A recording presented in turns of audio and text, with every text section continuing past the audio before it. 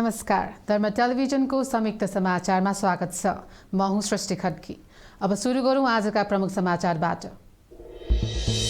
संविधानको अन्तिम व्याख्या गर्ने अधिकार सर्वोच्च अदालतलाई मात्रै रहेको डाक्टर चन्द्र भण्डारीको भनाई। 279औं पृथ्वी जयन्ती तथा राष्ट्रिय एकता दिवस विभिन्न कार्यक्रम गरी मनाइयो।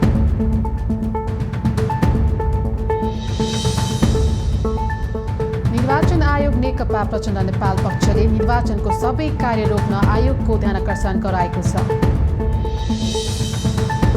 पृथ्वी जयन्ती मनाउने क्रममा प्रहरीले दमन गरेर स्वतन्त्र प्रजातान्त्रिक हकलाई उल्लङ्घन गरेको पशुपति शमशेर राणाको आरोप।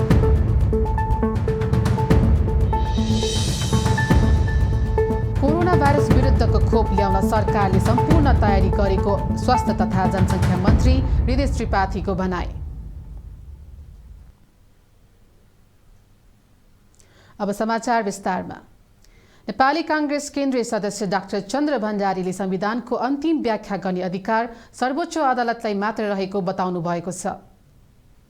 सोमबार रिपोर्टर्स क्लब नेपाल लुम्बिनी प्रदेशले बुटवलमा आयोजना गरेको साक्षात्कार उहाँले सर्वोच्च अदालतमा रहेको विचाराधीन मुद्दामाथि सडकबाट फैसला गर्न नहुने बताउनुभयो। उहाँले संसद पुनर्स्थापना हुने नहुने विषयमा सर्वोच्च अदालतले गरेको निर्णयलाई नै सबैले आत्मसात गर्नुपर्ने बताउनुभयो। नेता भण्डारीले सर्वोच्चमा विचाराधीन रहेको विषयमा पूर्व प्रधान न्यायाधीशले बोल्नु पनि गलत भएको टिप्पणी गर्नुभयो। स्थापना भने पुनर्स्थापना जान्छ, त्यसले चुनाव भने चुनावमा जान्छ। तर अहिलेको 21औं शताब्दीमा सडकमा गएर कतिसम्म गरिबका छोराछोरीलाई हतियार बोकाउने, सडकमा ढुङ्गा हान्न लगाउने त रङ किन भन्नुहुन्छ भने भाला खुकुरी थिएन, ढुङ्गाले लडिन्थ्यो। बन्दुक थिएन, भाला खुकुरीले लडिन्छ। रकेट बमहरू बनेका थिएन, बन्दुकको प्रयोग हुन्थ्यो। हो, अहिले त यत्रो मिडिया छ, हामीले यहाँ केही बोल्यो भने त्यो युद्धको रूपमा जान्छ, आन्दोलनको रूपमा जान्छ। त्यसरी यी सबै कुरा बन्द गरौँ। सडक अब छलफल गरौँ, मिडियामा बोलौँ, त्यसले दुनियाँलाई असर गर्छ, त्यसले राजनीतिक संस्कार बन्छ। सर्वोच्च अदालतले यसको डिफाइन गर्ने बेलामा त्यत्रो जिम्मेवार मानिसहरू बोल्नु हुँदैन, किनभने अदालतलाई हस्तक्षेप गरेको हुन्छ। मैले भनेको छु, हामीले पार्टीमा पनि भन्यौँ कि हामीले जब न्यायपालिकालाई विश्वास गरेका छौँ, कार्यपालिकालाई विश्वास गरेका छौँ र व्यवस्थापिकालाई विश्वास गरेका छौँ भने हामीले आफैले बनाएको संविधान हो। त्यसैले सडकबाट निर्णय खोज्न हुँदैन। यसले फेरि समाज अराजकतातिर जान्छ, फेरि लुटपाटमा, फेरि द्वन्द्वमा समाज फस्छ। त्यसकारण यो कुरा गर्न हुँदैन भनेर हामीले अदालतले जे निर्णय गर्छ, पुनर्स्थापना गर्छ भने पनि हामी पुनर्स्थापनातिर जानुपर्छ, पुनर्स्थापना गर्दैन चुनावतिर जानु भन्छ भने। विधिको शासन र व्यवस्थाप्रति विश्वास गर्नेले नै संसद विघटनका बारेमा सर्वोच्चमा विचाराधीन अवस्थामा रहेको विषयमा बोल्नु गलत भएको उहाँको भनाइ छ। 279औं पृथ्वी जयन्ती तथा राष्ट्रिय एकता दिवस विभिन्न कार्यक्रम गरी मनाइएको छ। दिवसका अवसरमा काठमाडौँको सिंहदरबार अगाडि रहेको पृथ्वीनारायणको शालिगमा माल्यार्पण गरिएको थियो। त्यस्तै राष्ट्र प्रजातन्त्र पार्टीले पृथ्वीनारायण शाहको 279औं जन्म जयन्ती तथा राष्ट्रिय एकता दिवसको अवसरमा काठमाडौँ र्यालीको आयोजना गरेको थियो। यसैबीच जुलुससहित शालिगमा माल्यार्पण गर्न सिंहदरबार अगाडि जान लागेका समूहलाई प्रहरीले भद्रकालीमा रोकेको छ। सो क्रममा पृथ्वीनारायण शाहको शालिगमा माल्यार्पण सहित कार्यक्रम गर्न पुगेकाहरूमाथि प्रहरीले धरपकड गरेको छ। दिवस मनाउन पुगेकाहरूले निकालेको र्यालीका सहभागीहरू भद्रकालीबाट सिंहदरबार पश्चिम गेटतर्फ अघि बढ्दा सडक पुरै छेकेपछि प्रहरीले पेटीबाट हिँड्न गरेको आग्रह नमान्दा धरपकड भएको हो।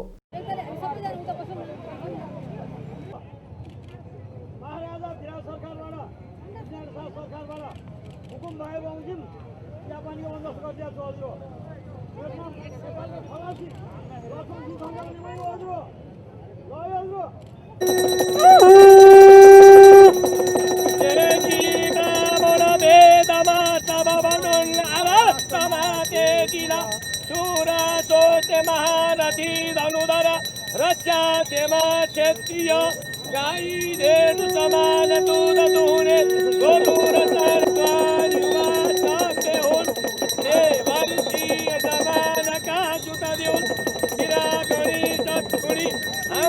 खेती किसानीका समयमा प्रचण्ड वर्षुञ्जल काली नारी फलुन्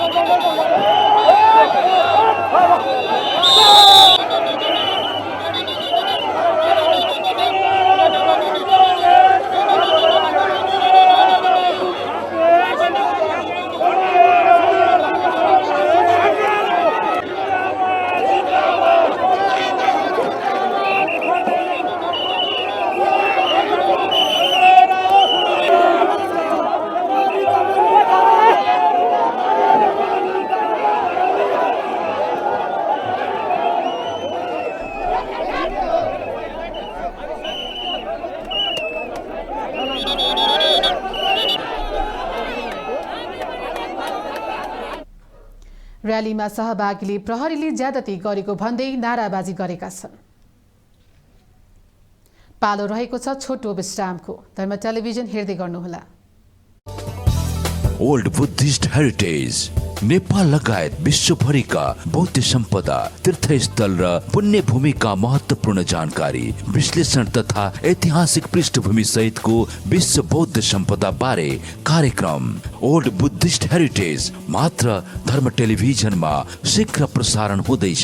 हरेक शनिबार बिहान 8 बजे र आइतबार बेलुका 9 बजे हेर्न नभुल्नुहोला। Old Buddhist heritage. विश्रामपछि संयुक्त समाचारमा पूर्ण स्वागत छ। नेकपा प्रचण्ड नेपाल पक्षले निर्वाचन सम्बन्धी सबै कार्यक्रमलाई रोक्न निर्वाचन आयोगको ध्यानकर्षण गराएको छ। सोमबार सो पक्षका शीर्ष नेताहरू आयोग पुगी संसद विघटन सम्बन्धी मुद्दा सर्वोच्च अदालतमा विचाराधीन अवस्थामा रहेकाले तत्काल निर्वाचन सम्बन्धी गतिविधि रोक्न आयोगको ध्यानकर्षण गराएको हो। अदालतमा मुद्दा विचाराधीन अवस्थामा रहेकाले निर्वाचन सम्बन्धी गतिविधि गर्दा मुद्दा प्रभावित हुने भन्दै आफूहरूले त्यस्ता गतिविधि तत्काल रोक्न आग्रह गरेको नेता लीलामणि पोखरेलले जानकारी दिनुभयो।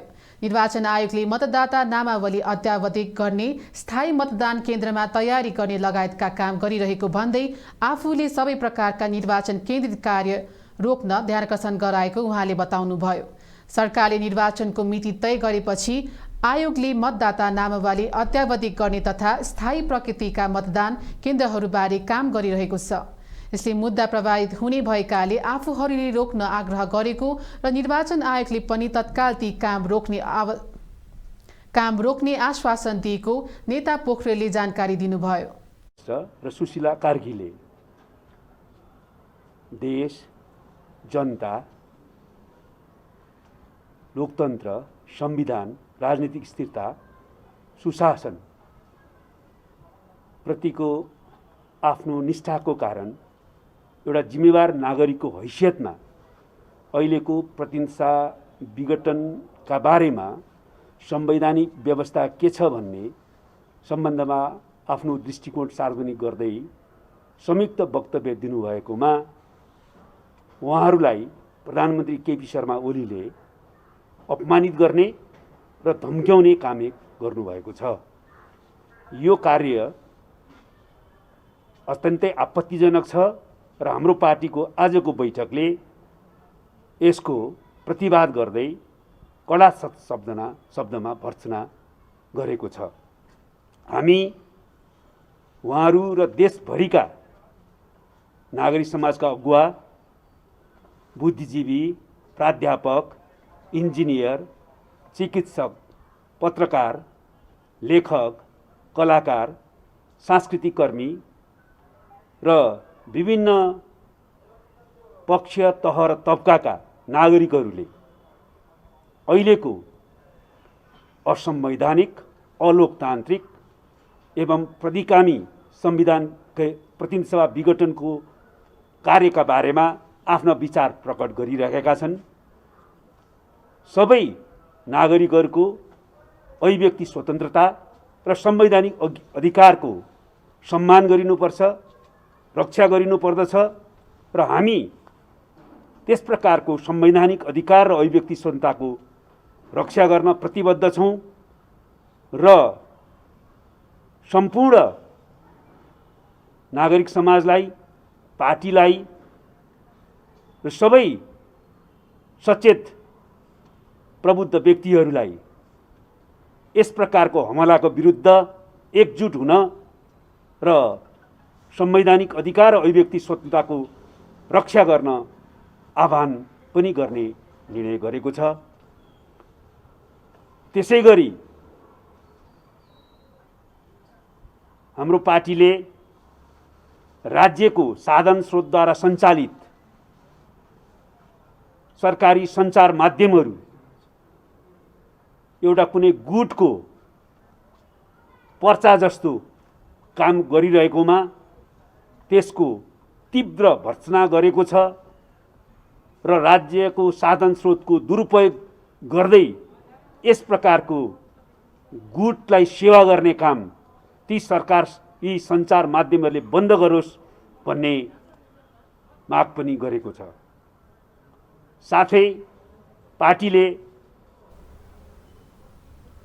सङ्गठनको सन्दर्भमा र असंवैधानिक एवं प्रतिगामी कदमका विरुद्धमा पार्टीद्वारा सञ्चालित सङ्घर्षको कार्यक्रम प्रभावकारी बनाउने।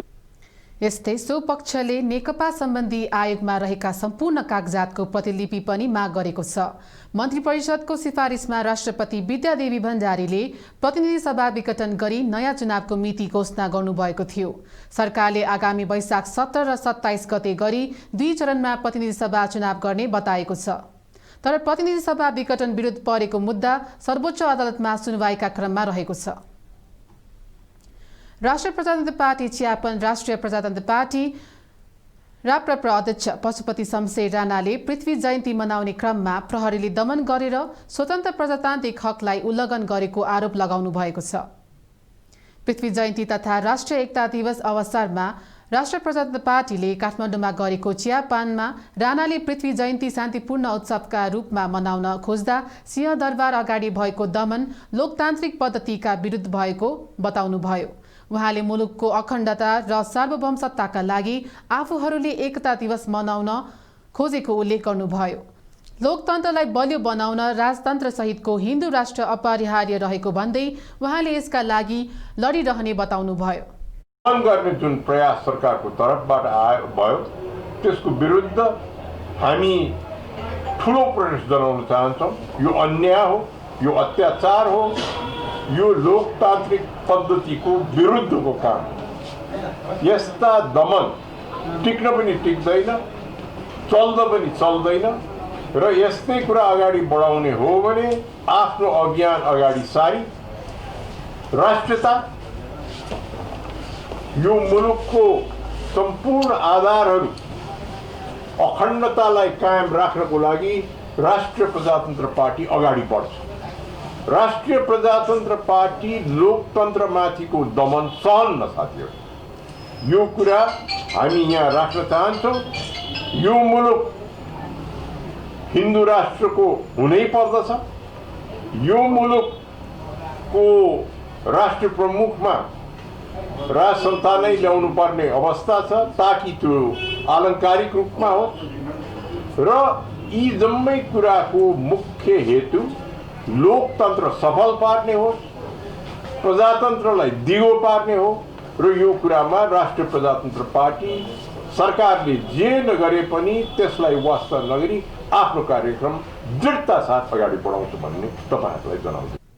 सोमबार पृथ्वी जयन्ती तथा राष्ट्रिय एकता दिवस मनाउने क्रममा निषेधित क्षेत्र तोडेको भन्दै प्रहरीले सिंहदरबार अगाडि राष्ट्रिय प्रजातन्त्र पार्टीको जुलुसमा हस्तक्षेप गरेको थियो।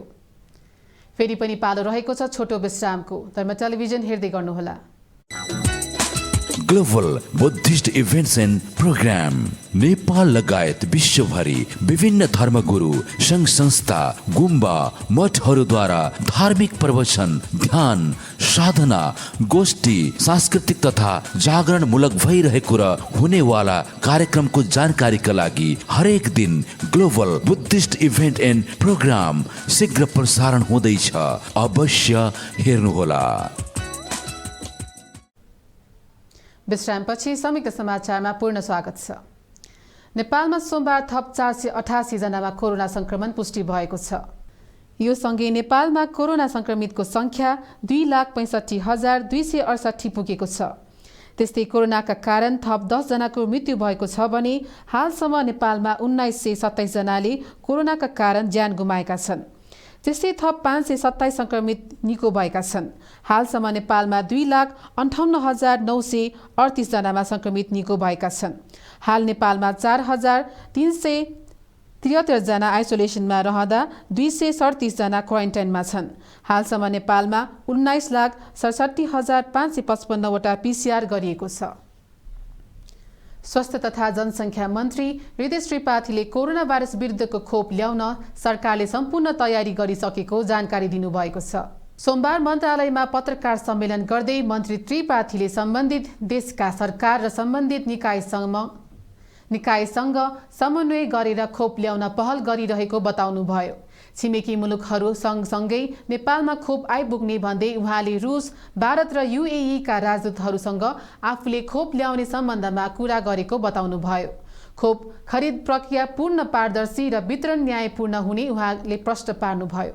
मन्त्री त्रिपाठीले पहिलो चरणमा 3% स्वास्थ्यकर्मी, त्यसपछि 55 वर्षभन्दा माथि उमेर समूहका वृद्ध र अर्को 20% जनसङ्ख्यालाई पहिचान गरी खोप वितरण गरिने जानकारी दिनुभयो।